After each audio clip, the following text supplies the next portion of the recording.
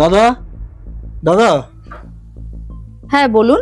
ও বৌদি, বললাম যে আমি জনগণনার থেকে এসেছিলাম। ও আচ্ছা, আপনার বাড়িতে আপনারা কজন লোক আছেন?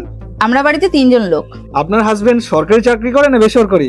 না, আমাদের বেসরকারি কাজ। আপনার বাড়িতে টয়লেট আছে? কাঁচা না পাকা? টয়লেটটা পাকা। আপনার বাচ্চা কজন আছে? বাচ্চা 1জন। আপনাদের কটা ব্যাংকের অ্যাকাউন্ট আছে? ব্যাংকের বই একটাই আছে। ঠিক আছে বৌদি, কনফার্মেশনের জন্য আপনার মোবাইল নাম্বারটা আমাকে একটু বলবেন। Mobile number 9749। আপনার মোবাইলে একটা ওটিপি গেছে, ওটিপিটা বলবেন? দাঁড়ান একটু, আমি ফোনটা নিয়ে আসছি। কি ব্যাপার, এত তাড়াহুড়ায় কোথায় যাচ্ছ? ওই যে জনগণনার থেকে এসেছে, আর ওটিপিটা চাচ্ছি তো, ওটাই দিয়ে আসছি। জনগণনার থেকে আসছে, ওটিপি যাচ্ছে? ওটিপি? এই পূজা শুনো। নেন ওটিপিটা নেন।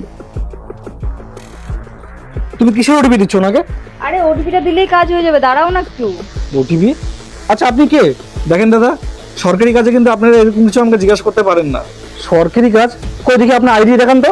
আপনি সরকারি লোকের কাজে কিন্তু বাধা দিচ্ছেন, এটা কিন্তু ঠিক হবে না। দাঁড়ান, আমি এখনই সাইবার ক্রাইমে ফোন করছি, আর আমি আপনার নামে কমপ্লেন করছি। দেখলে ভালো, ভিতরে আসো। তুমি জানো ওটা কোনো সরকারি কর্মচারী ছিল না, কিন্তু ও একটা ফেক লোক ছিল, যে তোমার কাছ থেকে শুধু জাস্ট ওটিপিটা নিত। তুমি যদি এখনই তাকে ওটিপিটা দিয়ে দিতে, তাহলে তোমার ব্যাংকে অ্যাকাউন্টে যত টাকা ছিল সব টাকা নিয়েও হাফিস হয়ে যেত। আর তারপরে মাথা দাঁড়িয়ে দিতে আর বলতে যে আমি কত বড় একটা ভুল করে ফেলেছি।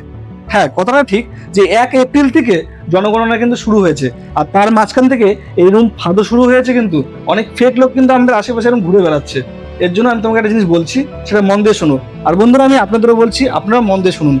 1 এপ্রিল থেকে কিন্তু জনগণনা অলরেডি শুরু হয়ে গেছে।